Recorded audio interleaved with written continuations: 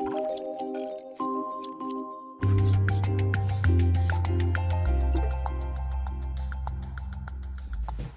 je m'appelle Karine Savel, je suis infirmière sexologue au service de santé universitaire de l'Université Clermont-Auvergne ainsi qu'au CHU Clermont-Ferrand sur l'unité transversale de santé sexuelle et de sexologie. Je remercie la filière de m'avoir sollicité pour vous parler de santé sexuelle et maladies auto-immunes et auto-inflammatoires rares. Donc le contexte, il est important de se questionner sur les évolutions sociétales et médicales de ces dernières années. Effectivement, dans le champ de la sexualité, il y a eu quelques révolutions, à savoir qu'on est passé de la notion d'une sexualité reproductive à une sexualité plus hédonique, notamment dans les années 68. Il y a eu un accès à la contraception pour les femmes, un accès à l'intervention volontaire de grossesse, à la PMA, l'évolution des droits de la femme, le mariage homosexuel et l'allongement de l'espérance de vie.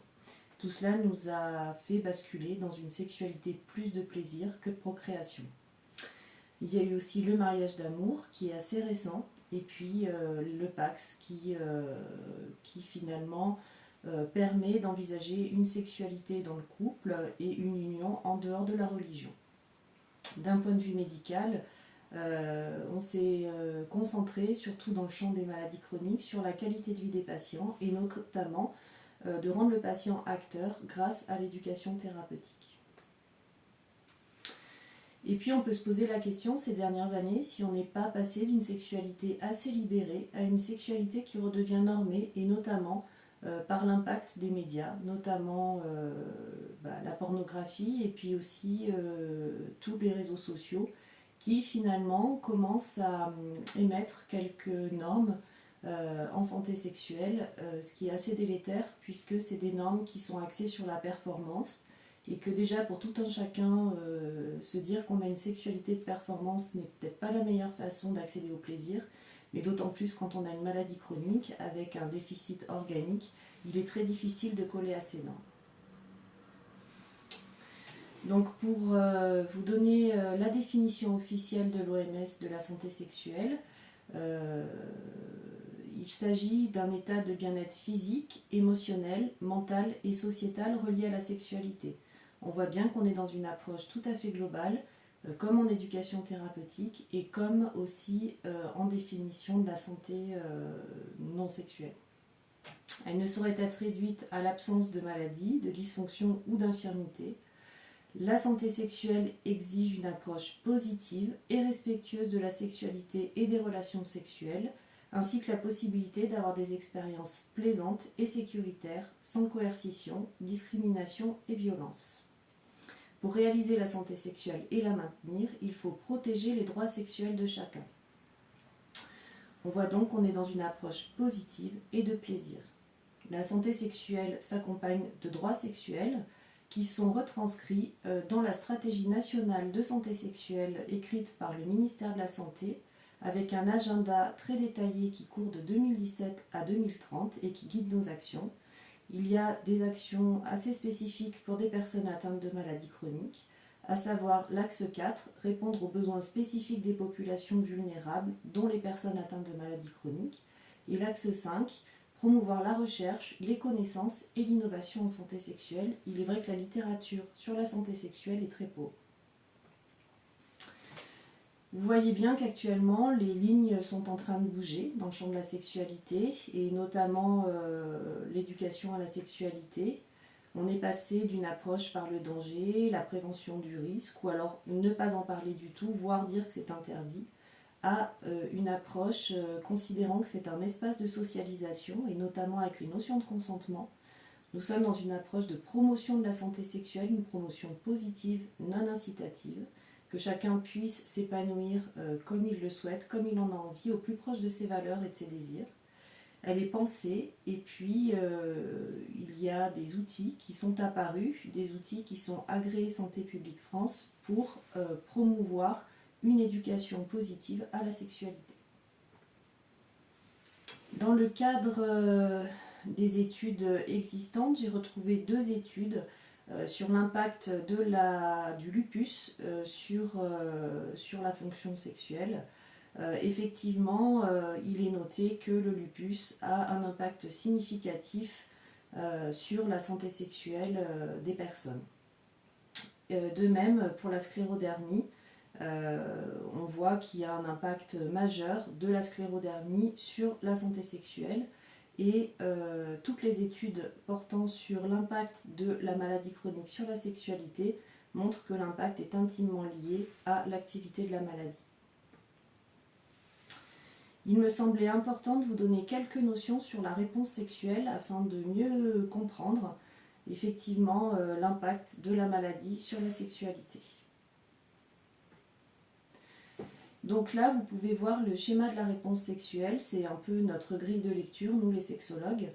Donc il y a toujours une phase de désir sexuel, ensuite une phase d'excitation qui correspondrait à la mise en place de l'érection chez l'homme et à la lubrification vaginale chez la femme, ensuite une phase de plateau, puis l'orgasme et la résolution.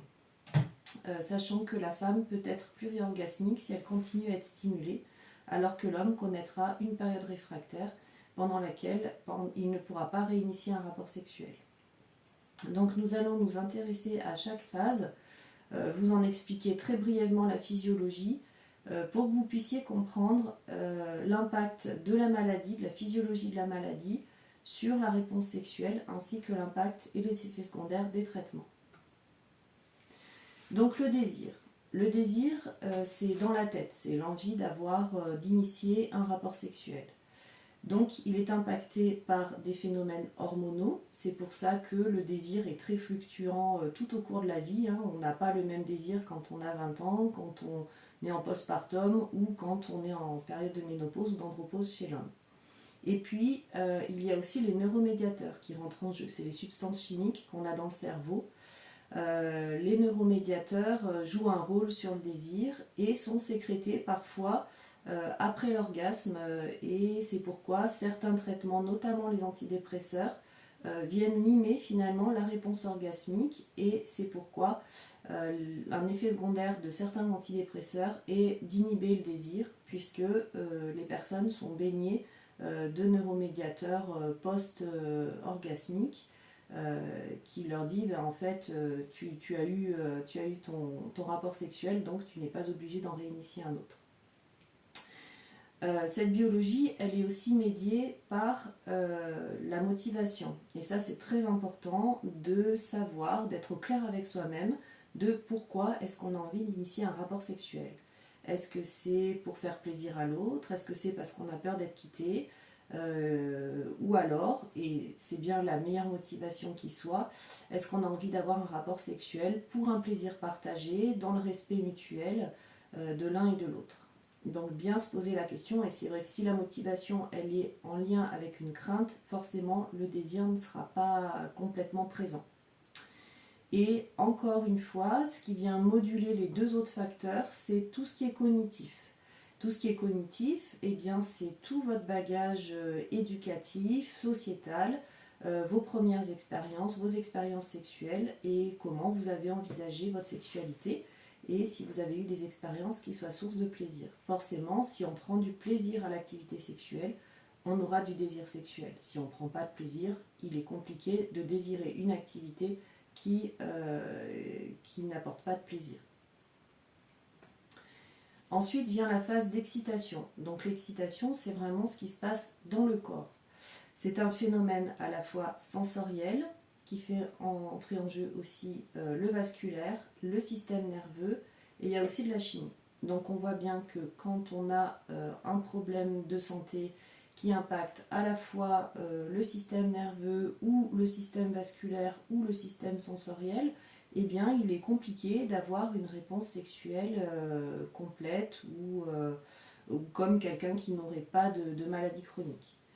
Donc pour les femmes, cette phase d'excitation va se traduire par des réactions périphériques à la sphère génitale, c'est-à-dire le durcissement des mamelons, l'accélération du rythme cardiaque, de la tension artérielle et de la respiration. Et puis il y a des phénomènes plus locaux au niveau génital. Donc vous voyez sur le schéma du clitoris, effectivement le clitoris, on n'en voit qu'une toute petite partie, mais il s'étend à l'intérieur du corps et les bulbes que vous voyez viennent enserrer le vagin. Ce qui se passe pendant la période d'excitation, eh bien, il va y avoir une détente du corps, si la personne n'est pas stressée, si elle n'anticipe pas une douleur, tout ça. Donc si la personne est bien détendue, il va y avoir un afflux de sang dans les bulbes du clitoris et par un phénomène de transsudation, c'est-à-dire que le plasma contenu dans les bulbes du clitoris va pouvoir passer à l'intérieur des parois vaginales et c'est ce qui va créer la lubrification vaginale. Bien sûr que si il y a une altération des vaisseaux sanguins ou de la perméabilité vasculaire, ça ne va pas pouvoir se faire et il va y avoir une sécheresse vaginale et des douleurs à la pénétration. Ces douleurs à la pénétration vont faire que la personne va être angoissée à l'idée d'avoir un rapport sexuel et les réactions génitales vont se faire de moins en moins bien. Donc un moyen de pallier à ces problèmes, c'est effectivement d'utiliser assez rapidement un lubrifiant et de consulter un gynécologue par rapport à la santé vaginale.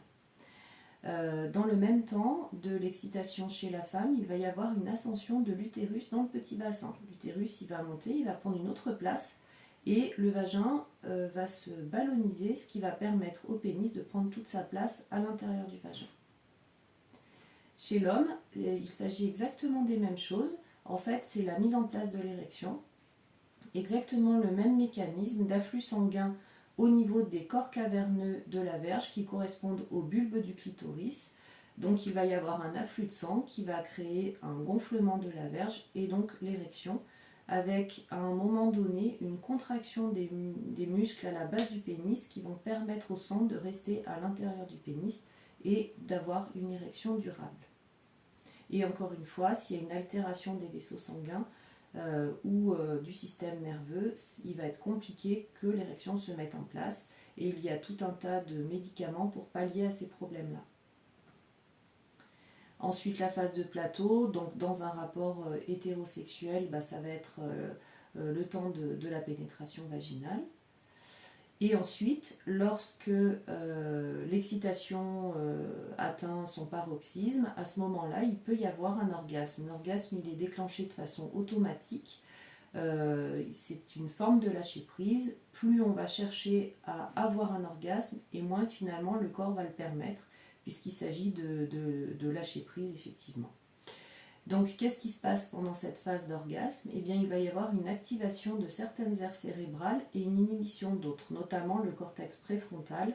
C'est pour ça qu'on est un peu vaporeux après avoir eu un orgasme. Il va y avoir une grosse décharge hormonale d'ocytocine, c'est l'hormone de l'attachement, c'est pour ça qu'on s'attache à un partenaire avec qui on prend du plaisir. La dopamine c'est le neuromédiateur du circuit de la récompense. C'est-à-dire que le cerveau va associer qu'une expérience sexuelle a été source de plaisir et cette hormone va être sécrétée et va associer le plaisir à cette activité, ce qui va réalimenter le désir et avoir envie de réinitier un rapport sexuel. Il va aussi y avoir une sécrétion de prolactine et d'endorphine. C'est pour ça qu'on est un peu endormi après le rapport sexuel et aussi peut-être que les douleurs peuvent s'apaiser. Il va y avoir donc vous voyez là le schéma du pelvis avec un faisceau musculaire qui s'appelle le plancher pelvien. Et bien pendant la phase d'orgasme, ces muscles du plancher pelvien vont rentrer en vibration et c'est ce qui va envoyer au cerveau les sensations de plaisir en lien avec le rapport sexuel. La phase de résolution chez l'homme, je vous en ai parlé, donc pendant un temps, l'homme ne peut pas réinitier un rapport sexuel, tandis que la femme pourrait avoir une réponse pluriorgasmique. Donc quand on a dit ça, eh bien, on peut maintenant mieux comprendre l'impact de la maladie chronique sur la sexualité. Et encore une fois, l'impact est très lié à l'activité de la maladie. Plus la maladie va être active, et plus l'impact sur la sexualité va être important. Donc on peut distinguer 3 niveaux d'impact qui nous permet d'avoir une meilleure lecture des troubles sexuels et de faire la meilleure orientation possible pour les patients. Donc il y a tout d'abord l'impact primaire, c'est l'impact direct de la maladie sur la physiologie de la sexualité, donc de ce que je viens de vous expliquer. Ça peut être par exemple des comorbidités de la maladie, c'est-à-dire des maladies associées, notamment les maladies cardiovasculaires ou une dépression. Il peut y avoir un déficit hormonal chez l'homme, comme un hypogonadisme, c'est-à-dire un déficit en testostérone, qui est l'hormone du désir chez l'homme. Et puis des effets secondaires des médicaments, qui viennent impacter directement la physiologie. Là, je vous ai mis un lien vers un article qui explique très précisément, pour ceux qui sont formés en médecine, comment marche vraiment en détail la physiologie de la réponse sexuelle. Donc, pour les impacts primaires, le meilleur interlocuteur va rester le médecin spécialiste de la maladie et des traitements qu'il a prescrits, puisqu'il y a toujours un ajustement des traitements possibles. Parfois, des personnes seraient tentées d'arrêter les traitements parce qu'ils ont constaté un impact sur la sexualité. Mieux vaut en parler à un professionnel de santé, parce que si on arrête les traitements, forcément la maladie va reprendre et on voit que les dysfonctions sont liées à l'activité de la maladie, donc ce n'est pas le meilleur choix possible. Ensuite, il y a l'impact secondaire. Donc l'impact secondaire, c'est tous les symptômes de la maladie. En fait, c'est les symptômes. Donc ça peut être des douleurs, une image de soi dégradée, la fatigue, les effets secondaires des traitements comme les nausées, etc.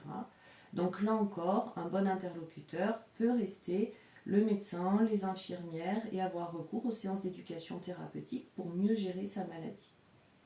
Et enfin, l'impact tertiaire, ça peut être un environnement psychosocial difficile.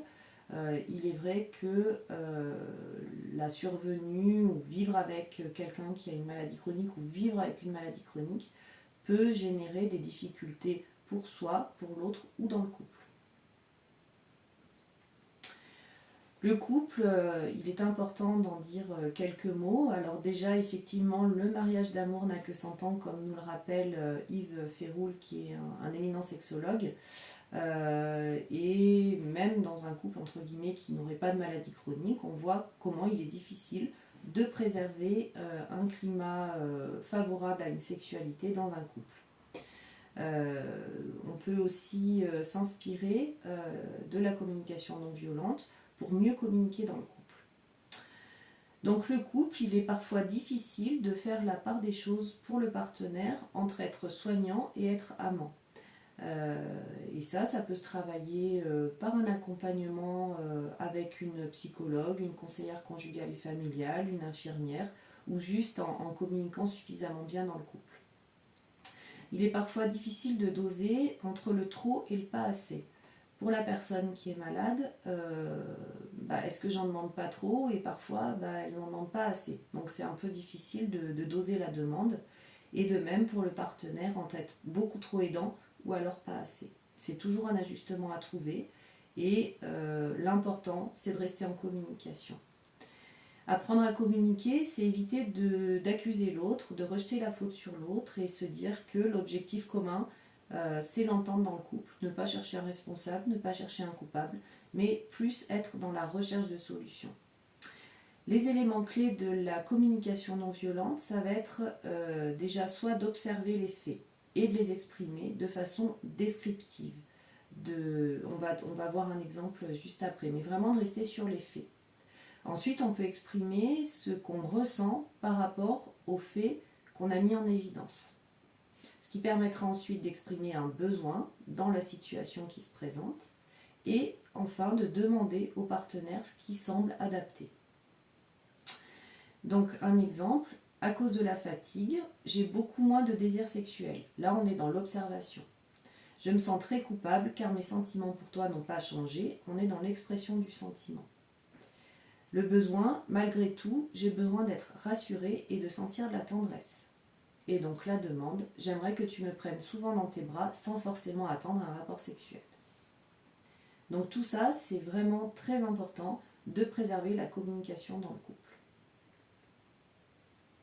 Enfin, vous pouvez vous appuyer sur un réseau. Et ça, c'est fondamental. Vous avez énormément de personnes, sans forcément être sexologue, qui peuvent vous aider en santé sexuelle. Et suivant le niveau d'impact, savoir si c'est vraiment un impact de la maladie sur la physiologie de la santé sexuelle, ou alors les symptômes, ou alors un environnement psychosocial difficile.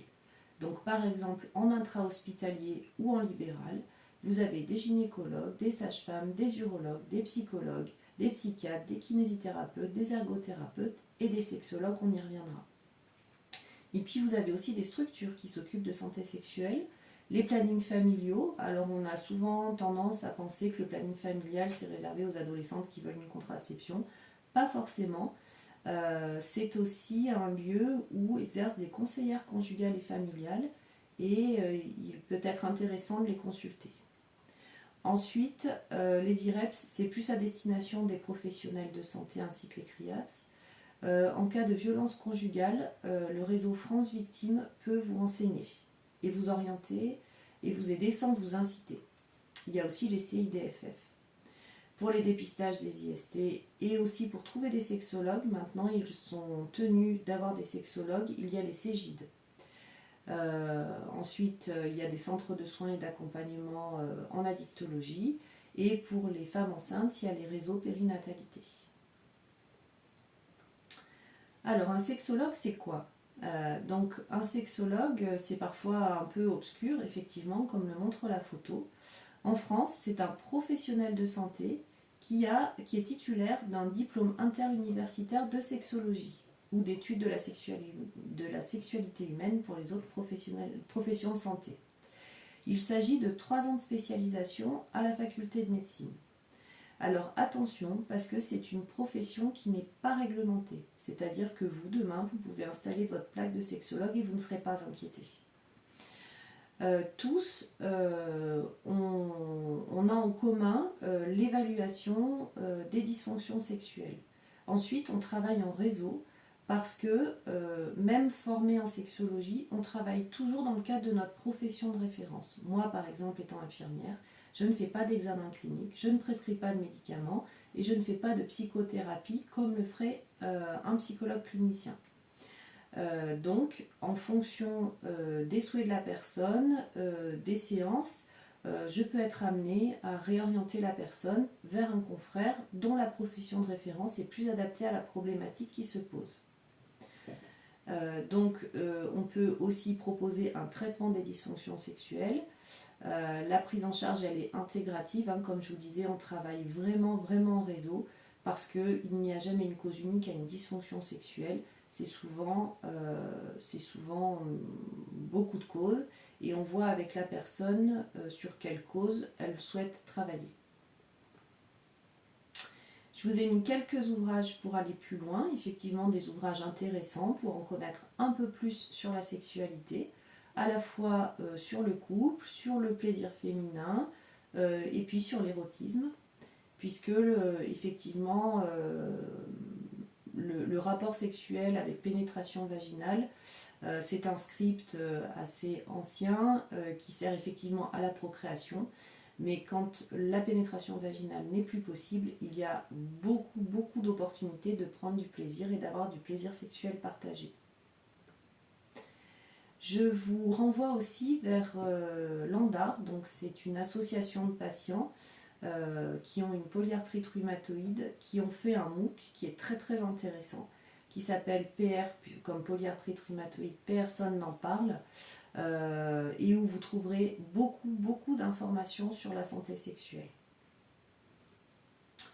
En conclusion, vous êtes légitime, vous êtes légitime pour parler de ces sujets-là avec les professionnels de santé. Les professionnels de santé peut-être n'oseront pas vous en parler, donc soyez proactifs, ils ont des solutions à vous proposer. Informez-vous sur le réseau, parce qu'il y a beaucoup de professions qui aident en santé sexuelle et tout ce qui va contribuer à votre bien-être, tant physique que psychologique, va contribuer à votre bien-être sexuel. Surtout, préservez la communication dans le couple. C'est pas parce qu'il y a une dysfonction sexuelle qu'on ne peut pas inventer des nouveaux scripts, le tout c'est d'en parler. Dites-vous bien qu'il n'y a pas de normes en santé sexuelle. Tout est permis, tous les scripts sont permis du moment où ça se passe entre adultes consentants. Et surtout, osez en parler. Merci de votre attention et bonne journée.